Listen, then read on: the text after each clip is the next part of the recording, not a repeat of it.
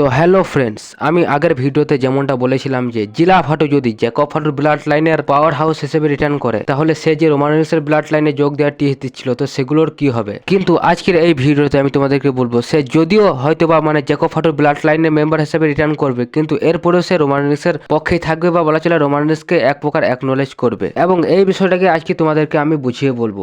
একই সাথে সর্বশেষ বেটিং অর্স অনুযায়ী কনফার্ম যে এরাই রয়্যাল রাম্বল 2025 জিততে চলেছে। তো এই বিষয়টাকেও আমি তোমাদের সামনে উপস্থাপন করব। তো সব মিলিয়ে আজকে ভিডিও সত্যি অনেক বেশি দুর্দান্ত হতে চলেছে। তো ভিডিওটি শুরু থেকে শেষ পর্যন্ত দেখার অনুরোধ রইল। আর হ্যাঁ, আজকের এই ভিডিওর নিচে তোমরা কমেন্ট করো যে আমার ভিডিওগুলো তোমরা কে কোথা থেকে দেখছো। যারা বাংলাদেশ থেকে দেখছো তারা বাংলাদেশ লিখবে, যারা ভারত থেকে দেখছো তারা ভারত লিখবে। এক কথায় বলতে গেলে তোমরা যে যেখান থেকে দেখছো সেই দেশের নামটা কমেন্ট বক্সে লিখে যাবে, এবং এর সাথে সাথে ভিডিওটি একটি লাইক করে দিয়ে চ্যানেলটিকে সাবস্ক্রাইব করে দাও। তো চলো ভিডিও শুরু করা যাক।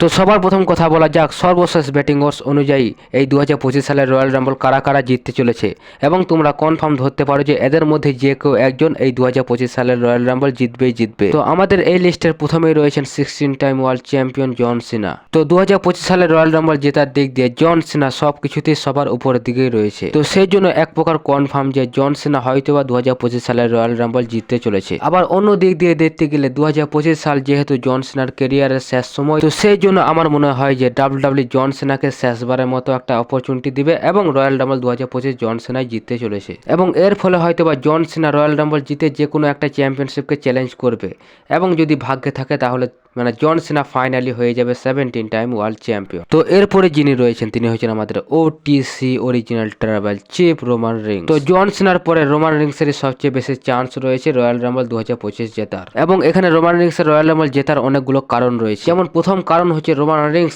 দীর্ঘ অনেক বছর পর রয়্যাল রাম্বল ম্যাচে এন্ট্রি নিচ্ছে, এবং সেই রয়্যাল রাম্বল ম্যাচে বলা ছিল রেসেলও করছে, এবং দেখতে গেলে এই রয়্যাল রাম্বল ম্যাচে রোমান রিংসের একটা আলাদা ইতিহাস রয়েছে। সে যতগুলো রয়্যাল রাম্বল ম্যাচে এন্ট্রি নিয়েছিল তার মধ্যে বেশিরভাগই সে সেকেন্ড হয়েছে, এবং জিততে পারেনি। এবং এছাড়াও তিনি যখন রয়্যাল রাম্বল জিতেছিলেন 2015 সালে, তো সেখানে কিন্তু তিনি রয়্যাল রাম্বল জেতার পরেও সবার কাছ থেকে বহু রিয়াকশন পাচ্ছিলেন।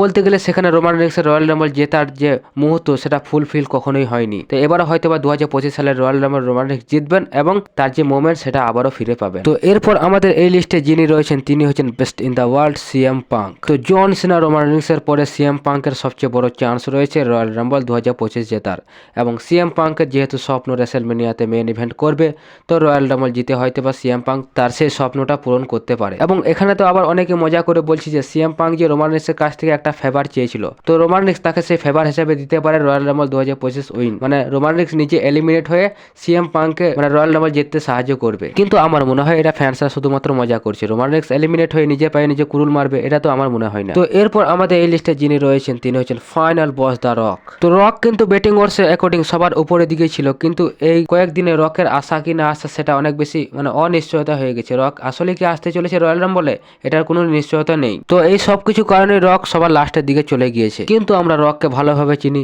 সে যখন ফাইনাল বস ক্যারেক্টারে ফিরবে তখন সে কারো কথা শুনবে না, সে জোর করে 31 নম্বরে হলেও এন্ট্রি নেবে, এবং রয়্যাল রাম্বল 2025 জিতেও যেতে পারে। বলতে গেলে এখানে রক তার ক্ষমতার অপব্যবহার করে রয়্যাল রাম্বল 2025 জিতলেও জিতে যেতে পারে।